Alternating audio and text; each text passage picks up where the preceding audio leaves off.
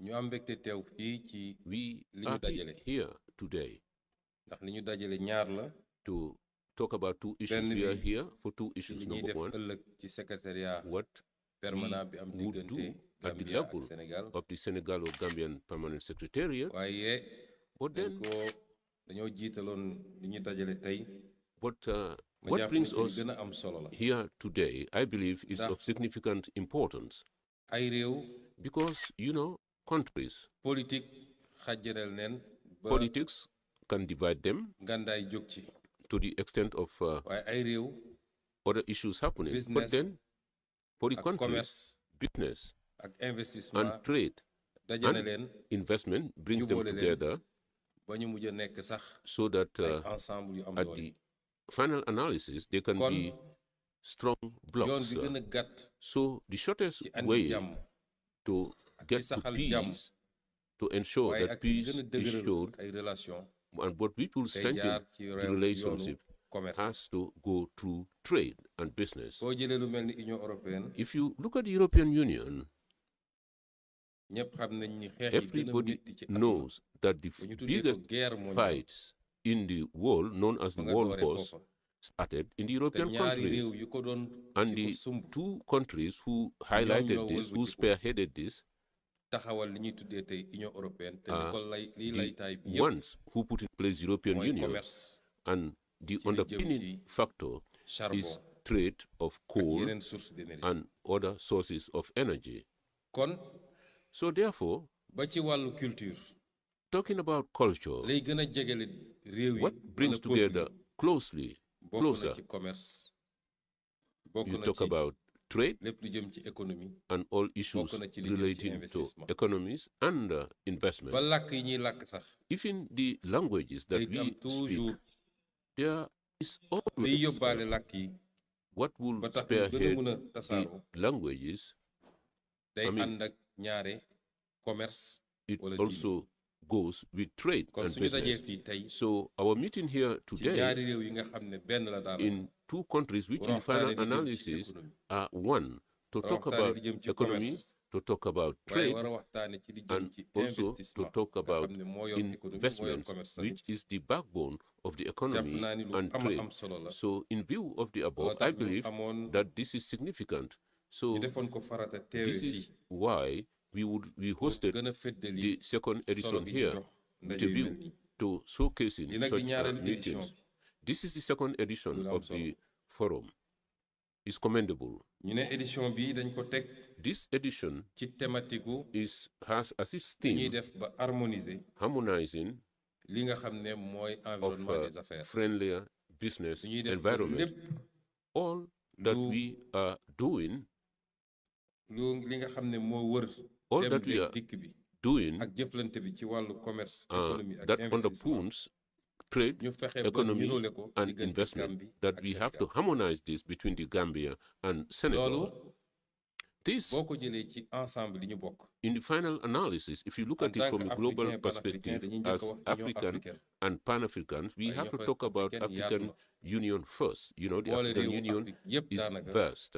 The idea is to bring di together espace bu yaatu boo all xam ne nu mu the yaatu African yaatu yaatu countries in a big ci 30 space, millions de kilomètres carrés more than 30 million jiit square yi kilometers. dem nañ ba jàpp The ni heads of states war nañu fexe ba have harmoniser deemed it necessary ba to ñoŋal harmonize lépp loo xam ne dafa jëm all issues ci lu permettre relating that would enable Afrique doon benn marché Africa to be a single looloo market. andi ZLECAf bi nga xam This ne is why réew the Afrique yëpp signé nañ the ko ba mu des benn AFCTFA, fi mu toll nii all African countries with the exception ñu ñëwaat of nag one.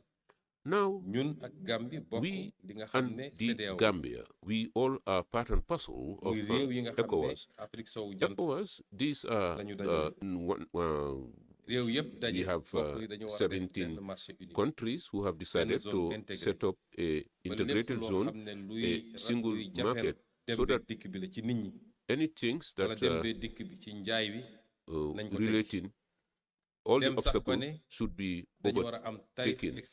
We even talked about creating a common external tariff, mainly to harmonize all issues relating to customs when it comes to goods coming from other areas into our zone.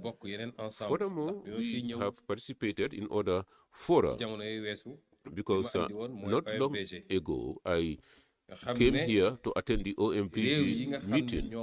These are countries that share common heritage, because God brings together people, sometimes by force. Well, people say you cannot choose your relatives, but then when it talks about states, you cannot choose your neighbor. But sometimes God brings you together so that you can manage the affairs. So, for example, the lands, the rivers, the Casamance River, the Gambia River, it's our heritage between Senegal and the Gambia. And this is why Senegal and Gambia met at that time, see how they can come up with a charter to see how together we can smoothly manage the Gambia River. Thereafter, Guinea-Bissau and Conakry joined the OMVG. But if you look at the status, it is Senegal and the Gambia who established the OMVG. So Vice President and the President, Mr. Barrow, we should look at the texts, because these texts have been signed a long time ago. Furthermore, this is, I've talked about a broader aspect, AU, ECOWAS, but then we have a bilateral institution, the Secretariat between the Gambia and Senegal.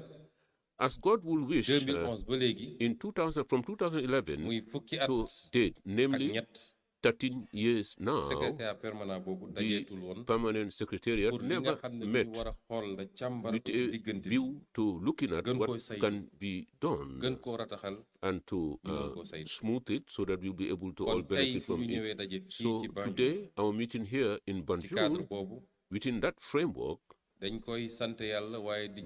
would like to thank God, but then we will have to commend the two heads of state, President Adama Barrow and President Bassirou Diomaye Faye.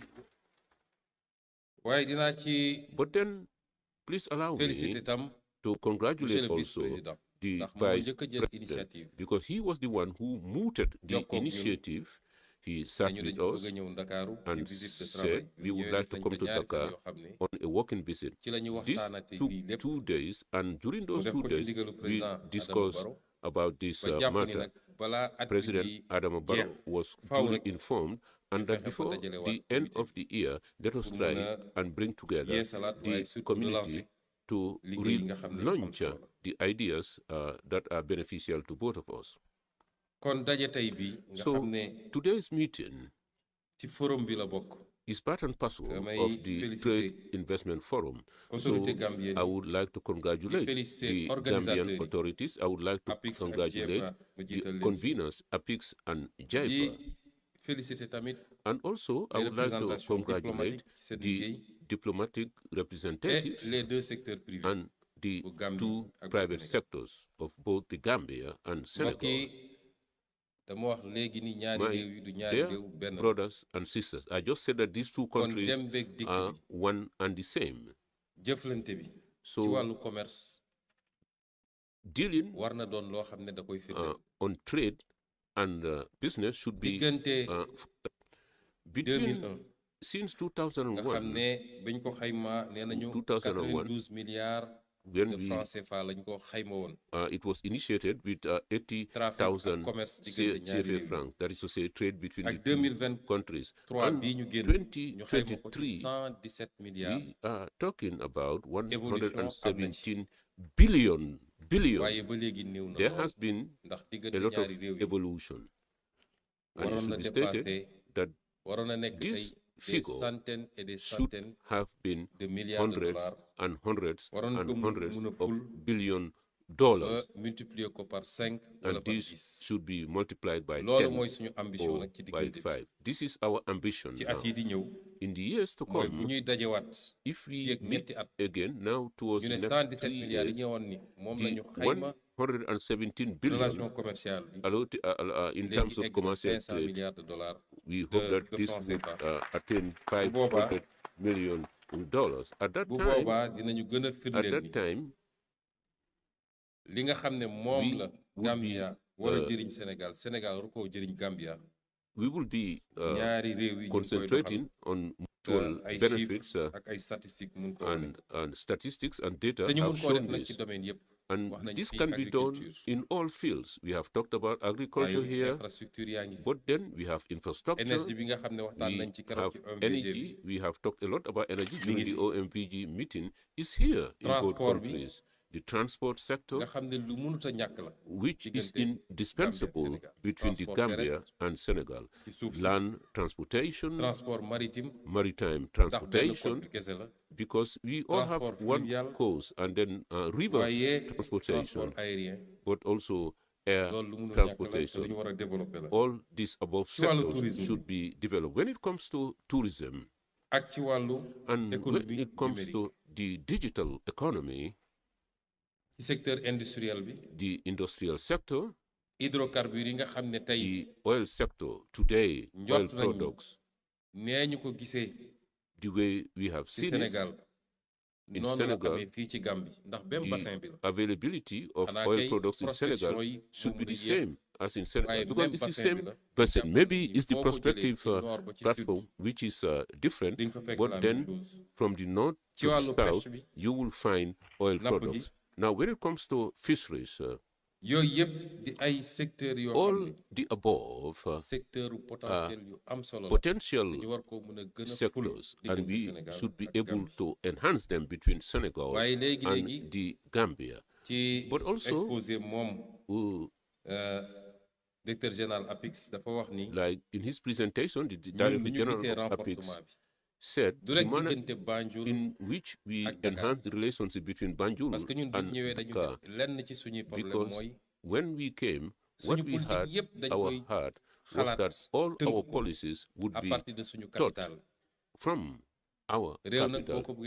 But then if you want to develop your country, everywhere you go in the country, you have to have the same level of development. So Dakar is not, Senegal does not stop at Dakar. So consequently, our transformation program to 2050, Senegal will be divided into hubs, 8 hubs. And these hubs, each of them should be a cradle of development, so that the way we think about it, the way we showcase it, would not mean somebody staying in Dakar and seeing things from the prism of Dakar, but they should take into account the realities of that hub. So we believe that the poles or the hubs, the border hubs, if you take, for example, the Gambia, it has a border with the central hub that is between the region of Kaolack, Kaffrine, and Fatick. This is on the northern part. But then Gambia also has a frontier with the southern hub, that is Ziguinchor, Kolda, and Sédhiou.